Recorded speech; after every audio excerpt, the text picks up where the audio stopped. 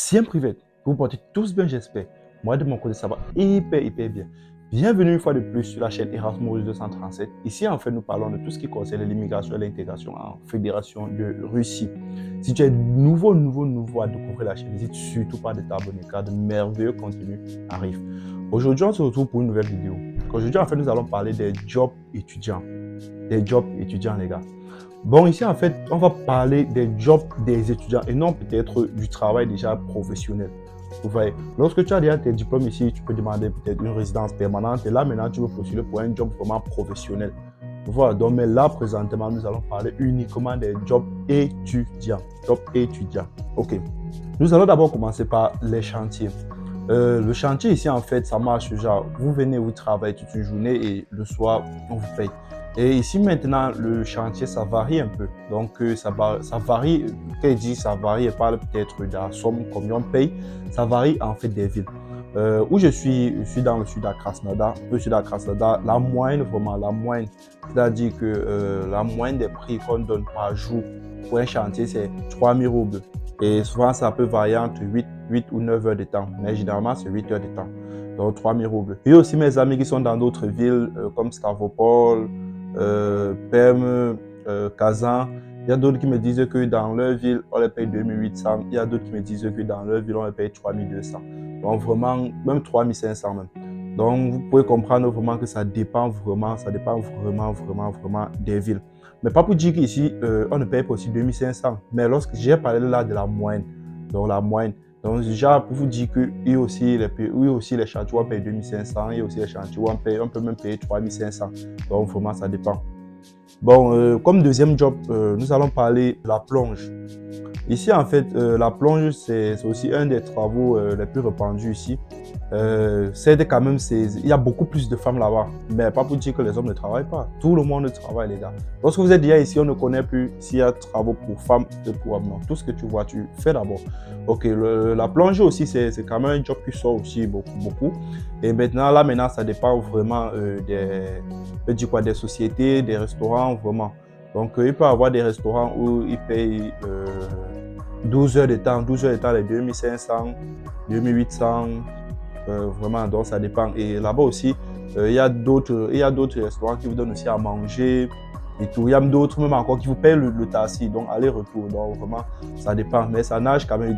Bon, je parle plus pour Krasnodar. Donc, pour d'autres villes, je ne sais pas encore vraiment trop, mais je me dis quand même que ça va quand même, ça serait quand même un peu similaire. Donc ici, en fait, la moyenne pour la plonge, c'est dans les 2800, 3000, même 2500 même 2500. Et là-bas, maintenant, c'est dans les 12 heures de travail, 11 heures de travail. Vous comprenez un peu? OK. Maintenant, à part la plonge, nous avons maintenant aussi des livraisons. Les livraisons, en fait, c'est quoi? Vous vous inscrivez dans les sociétés qui font dans les livraisons. Vous achetez un vélo. Bon, un véhicule, ça peut être le vélo, ça peut être la moto ou même la voiture. Là, maintenant, vous travaillez dans la société. S'il y a les livraisons, vous partez livrer. Et à la fin, ça dépend maintenant du nombre d'heures que tu as travaillé. Donc, si c'est déjà l'heure, c'est disons par exemple 180 roubles. Tu sais au moins que si tu dois travailler 8 heures de temps, tu connais déjà le standard que ça va te donner en roubles. Maintenant, le surplus, ça vient maintenant du nombre des livraisons. Donc, chaque fois que tu fais une livraison, il y a un surplus. Chaque fois que tu fais une livraison, il y a un surplus. Déjà maintenant, à la fin de tes heures, on cumule tout ça. Donc, on prend ton prix standard que tu dois avoir pour le temps pour moi et le nombre de primes de livraison que toi, tu as accumulé et en somme pour donner ton prix journalier, c'est que tu as travaillé durant toute la journée. OK. Durant tes heures. OK. Maintenant aussi, nous avons aussi les jobs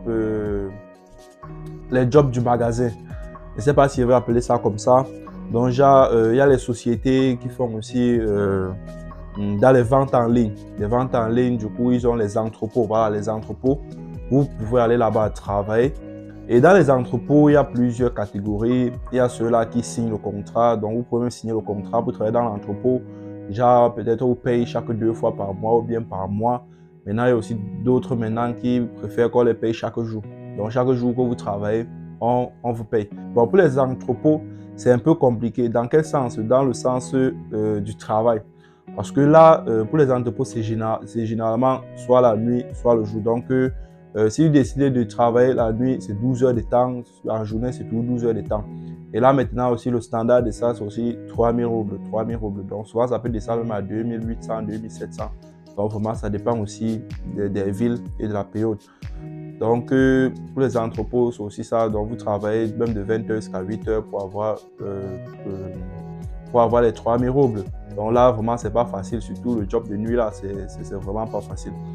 Donc, il y a autant de jobs. Il y a autant de jobs. Je ne saurais citer tout ça, tout. Donc là, je vous ai un peu donné, en fait, quelques jobs les plus répandus sur le territoire russe. Je ne sais pas si c'est la même chose dans d'autres pays, mais je vous ai un peu donné un récapitulatif des jobs standards que nous avons ici, que les étudiants ont facilement à leur portée.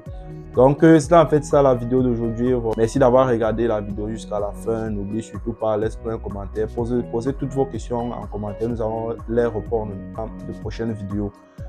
Surtout, n'oubliez pas, abonnez-vous les gars. Likez les gars. Il faut nous encourager, C'est vraiment pas facile les gars.